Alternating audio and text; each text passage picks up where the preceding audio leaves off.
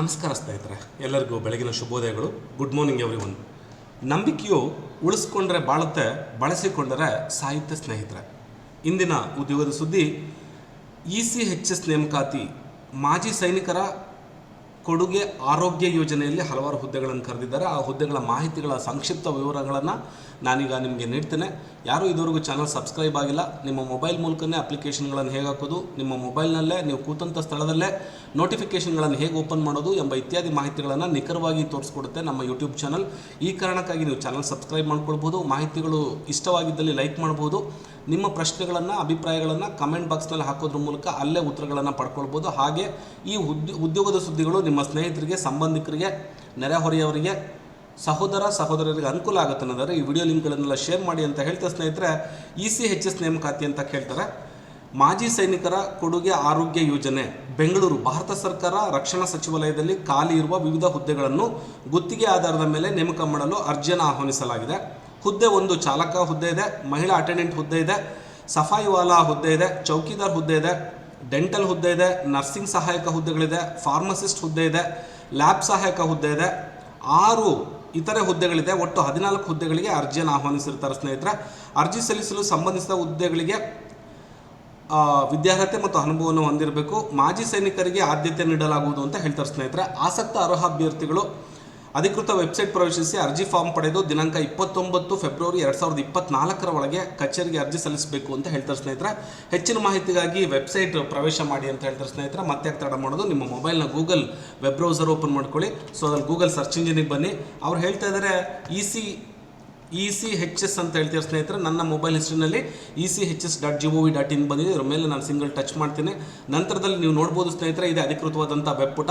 ಇದ್ರ ಮೇಲೆ ಕ್ಲಿಕ್ ಮಾಡ್ಕೊಳ್ತಿದ್ದಂಗೆ ನಾವು ನೇರವಾಗಿ ನೋಡಿ ಇದೊಂದು ವೆಬ್ಸೈಟಿಗೆ ಬಂದಿದ್ದೀವಿ. ಇಲ್ಲಿ ಓಕೆ ಕೊಟ್ಕೊಳ್ಳಿ. ಓಕೆ ಕೊಟ್ಕೊಂಡ ನಂತರ ನೀವು ನೋಡ್ಬೋದು, ex service men contributory health scheme, department of ESW, ministry of ಡಿಫೆನ್ಸ್ಗೆ ಸಂಬಂಧಪಟ್ಟಂಥ ಸಂಸ್ಥೆ ಇದು. ಸೊ ಇಲ್ಲಿ ನೋಡ್ತಾ ಇದ್ದಾರೆ, ಇದು ಬೆಂಗಳೂರಿನಲ್ಲಿರುವಂಥ ಸಂಸ್ಥೆ.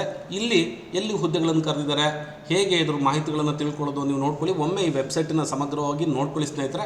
ನಂತರದಲ್ಲಿ ನಿಮಗೆ ಬೇಕಾಗಿರೋ ಹುದ್ದೆ ವಿವರಗಳು ಇಲ್ಲಿದೆ ನೋಡಿ, ಎಂಪ್ಲಾಯ್ಮೆಂಟ್ ಆಪರ್ಚುನಿಟೀಸ್ ಅಂತ.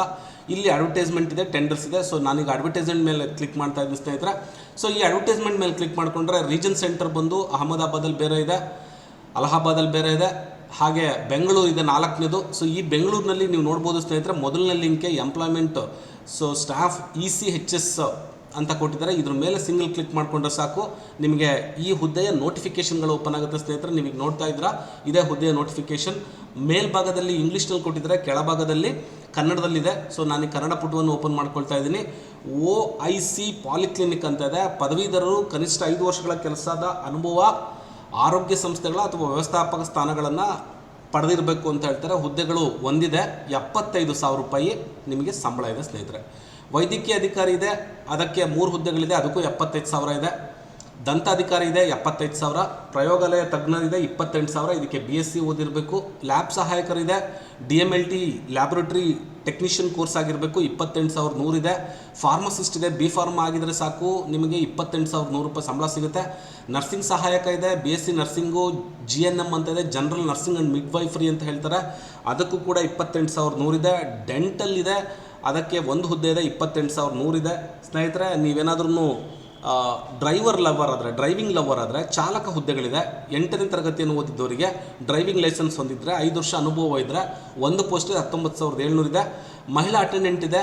ಸೊ ಇದಕ್ಕೆ ಕನಿಷ್ಠ 5 ವರ್ಷಗಳ ಅನುಭವ ಕೇಳಿದ್ದಾರೆ, ಅದಕ್ಕೂ ಕೂಡ 16,800 ರೂಪಾಯಿ ವೇತನವನ್ನು ನಿಗದಿ ಮಾಡಿದ್ದಾರೆ. ಸಫಾಯಿವಾಲಾ ಇದೆ, 5 ವರ್ಷಗಳ ಕೆಲಸದ ಅನುಭವ ಇರಬೇಕು, 16,800 ರೂಪಾಯಿ ಸಂಬಳ.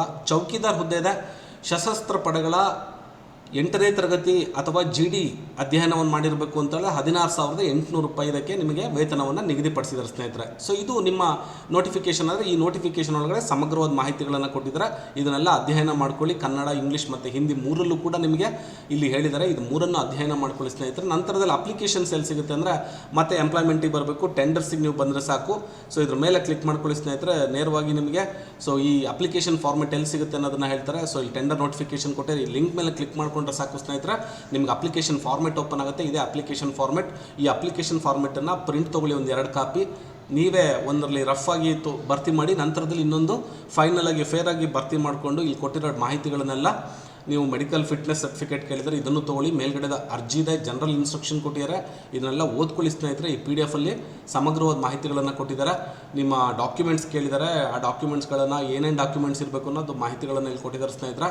ಹಾಗೆ ಅದಕ್ಕೆ ಸಂಬಂಧಪಟ್ಟಂಥ ಬೇರೆ ಬೇರೆ ಮಾಹಿತಿಗಳನ್ನೆಲ್ಲ ಈ PDF ಅಲ್ಲಿ ಕೊಟ್ಟಿದ್ದಾರೆ. ಈ PDF ಒಂದು ಡೌನ್ಲೋಡ್ ಮಾಡ್ಕೊಂಡು ಓದ್ಕೊಳ್ಳೋದಾದರೆ ಇನ್ನೊಂದು ಅಪ್ಲಿಕೇಶನ್ನ ಪ್ರಿಂಟ್ಔಟ್ ತೊಗೊಳ್ಳಿಕ್ಕೆ ಮತ್ತೊಂದು PDF ಕೊಟ್ಟಿದ್ದಾರೆ ಸ್ನೇಹಿತರೆ. ಸೊ ಈ ರೀತಿಯಾಗಿ ECHSನಲ್ಲಿ ಕರೆದಿರುವಂಥ ಹಲವಾರು ಹುದ್ದೆಗಳ ಮಾಹಿತಿಗಳನ್ನು ನಾನು ನಿಮಗೆ ನೀಡಿದ್ದೀನಿ ಸ್ನೇಹಿತರೆ. ಮಾಹಿತಿಗಳು ಇಷ್ಟ ಆದರೆ ಲೈಕ್ ಮಾಡಿ.